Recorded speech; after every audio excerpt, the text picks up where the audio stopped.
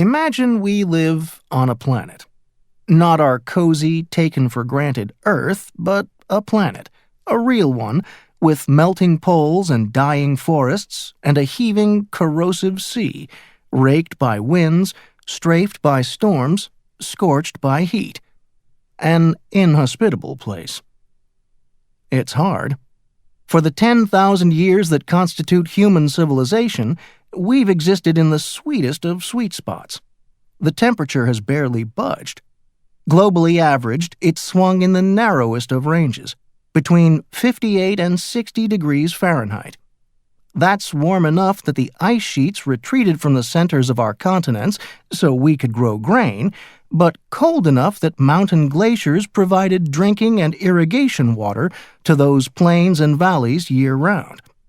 It was the correct temperature for the marvelously diverse planet that seems right to us.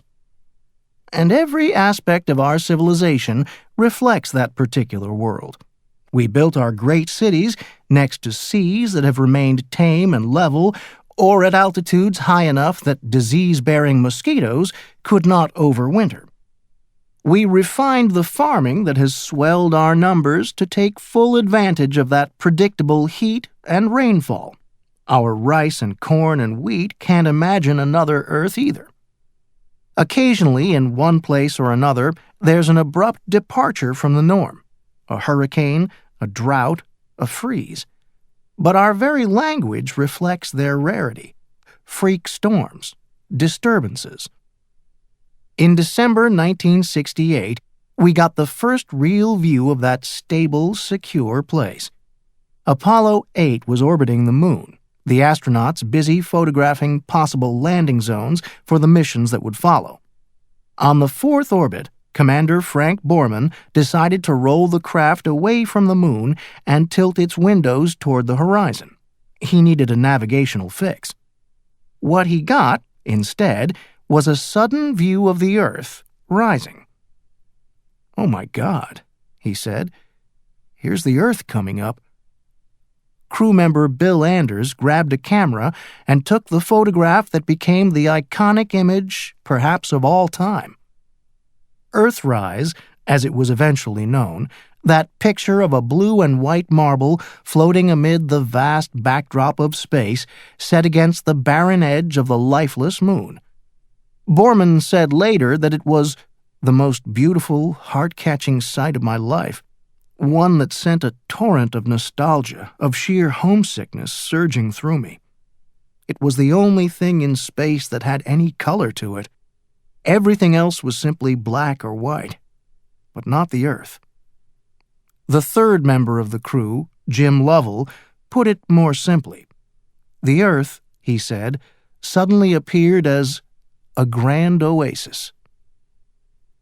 But we no longer live on that planet. In the 4 decades since, that Earth has changed in profound ways that have already taken us out of the sweet spot where humans so long thrived. We're every day less the oasis and more the desert. The world hasn't ended, but the world as we know it has, even if we don't quite know it yet. We imagine we still live back on that old planet, that the disturbances we see around us are the old random and freakish kind. But they're not. It's a different place, a different planet. It needs a new name. Earth, with an extra A, or Monde, with an extra N, or Terre, with an extra R, Erde, with an extra R. It still looks familiar enough. We're still the third rock out from the sun, still 3/4 water. Gravity still pertains. We're still Earth-like. But it's odd enough to constantly remind us how profoundly we've altered the only place we've ever known. I am aware, of course, that the Earth changes constantly, and that occasionally it changes wildly, as when an asteroid strikes or an ice age relaxes its grip. This is one of those rare moments, the start of a change far larger and more thoroughgoing than anything we can read in the records of man, on a par with the biggest dangers we can read in the records of rock and ice. Consider the veins of cloud that streak and mottle the Earth in that glorious snapshot from space.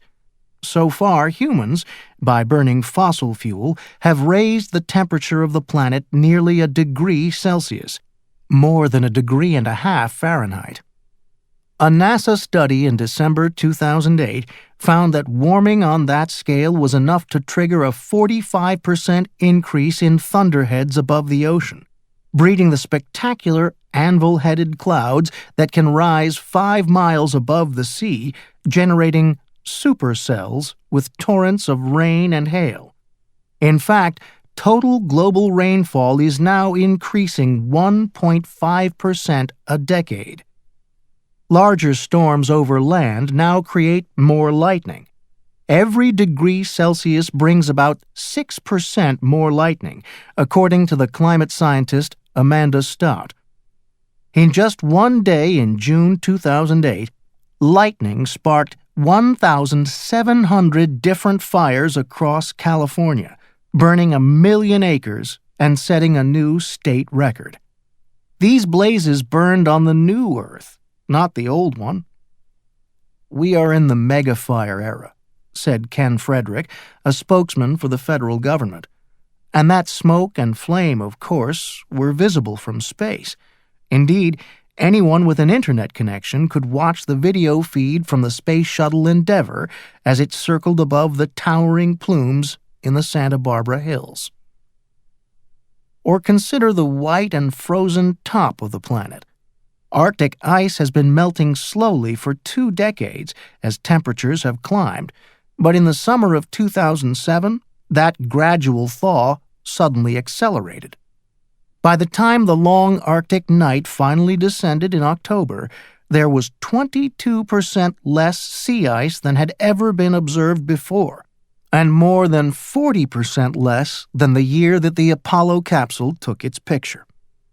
The Arctic ice cap was 1.1 million square miles smaller than ever in recorded history, reduced by an area 12 times the size of Great Britain. The summers of 2008 and 2009 saw a virtual repeat of the epic melt. In 2008, both the Northwest and Northeast Passages opened for the first time in human history.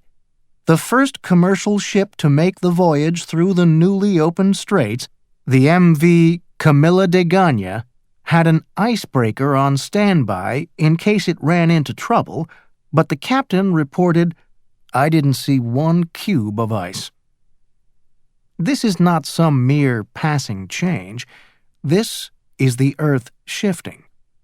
In December 2008, scientists from the National Sea Ice Data Center said the increased melting of Arctic ice was accumulating heat in the oceans, and that this so-called Arctic amplification now penetrated 1,500 kilometers inland. In August 2009, scientists reported that lightning strikes in the Arctic had increased 20-fold, igniting some of the first tundra fires ever observed. According to the center's Mark Cerise, the new data are reinforcing the notion that the Arctic ice is in its death spiral. That is, within a decade or two, a summertime spacecraft pointing its camera at the North Pole would see nothing but open ocean. There'd be ice left on Greenland, but much less ice.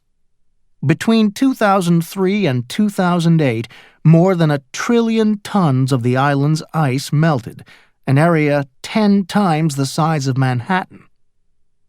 We now know that the climate doesn't have to warm any more for Greenland to continue losing ice, explained Jason Box, a geography professor at Ohio State University. It has probably passed the point where it could maintain the mass of ice that we remember. And if the spacecraft pointed its camera at the South Pole? On the last day of 2008, The Economist reported that temperatures on the Antarctic Peninsula were rising faster than anywhere else on Earth. and that the West Antarctic was losing ice 75% faster than just a decade before.